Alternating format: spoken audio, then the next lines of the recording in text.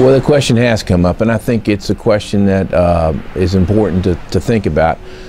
We moved the offices to Shetler Building about 12 or 13 years ago, and Shetler Building has served the church extremely well during that time frame. You know, the Shetler Building was a great addition to the campus of First Presbyterian back in the mid-90s. And I think we've used it well in that way. The staff has had more space, and which has been a good thing for us. But we now have a chance where we can pull the staff together, and the big purpose of the Shetler Building was you pulling staff together in a central location. Back in the Smith Building, which is more in the heart or the center of the spiritual center of the church, access is a little easier in terms of getting in for people who are challenged, to getting in the doorway. We're going to improve access throughout our buildings by having it there.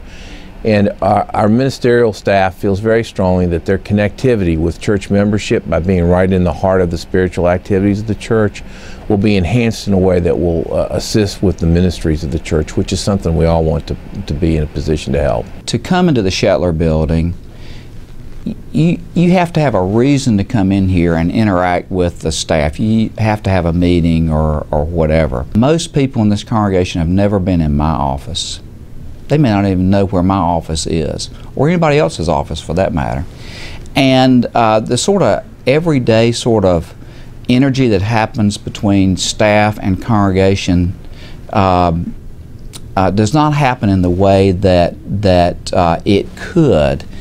That provides the kind of informal kinds of interaction that I think is important for a church or any organizational climate.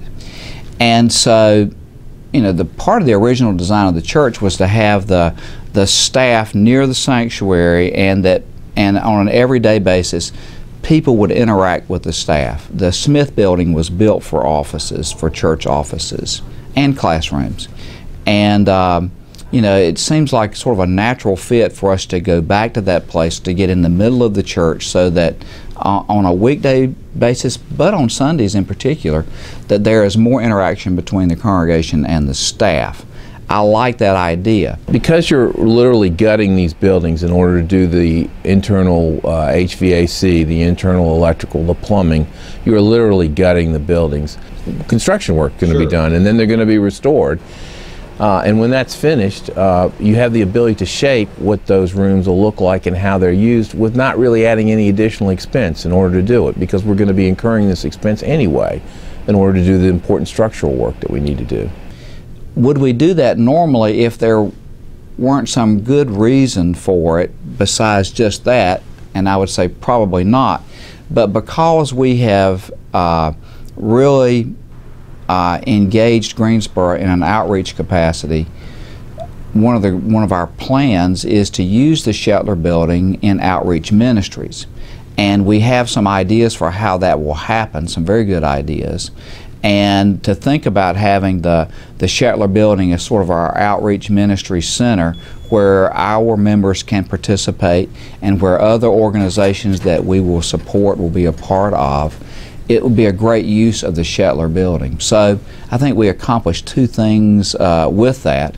The staff would probably lose space in terms of the size of the offices or whatever, but what we will gain is being able to interact with congregational members more frequently, and I think that's a good thing for us.